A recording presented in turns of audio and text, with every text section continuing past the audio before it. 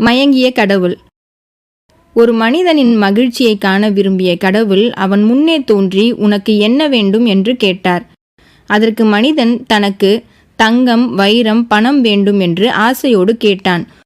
உடனே கடவுள் தனது வலது கையின் சுட்டுவிரலை ஒரு பக்கம் நீட்ட அங்கிருந்த அனைத்து பொருட்களும் தங்கமானது. மனிதன் அதை அமைதியாக பார்த்து கொண்டிருந்தான். மற்றொரு பக்கம் விரலை நீட்ட அங்கிருந்த அனைத்தும் பணமாகவும் வைரமாகவும் மாறின. மனிதன் அப்பொழுதும் பேசாமல் இருந்தான். அவன் முகத்தில் மகிழ்ச்சியும் இல்லை. இவனை பார்த்து சோர்ந்து போன கடவுள் மனிதனிடம் இன்னும் உனக்கு என்னதான் வேண்டும் என்று கேட்டார். மனிதன் அதற்கு உங்களின் இந்த சுட்டுவிரல்தான் வேண்டும் என்று கேட்டதும் கடவுள் மயங்கி விழுந்தார்.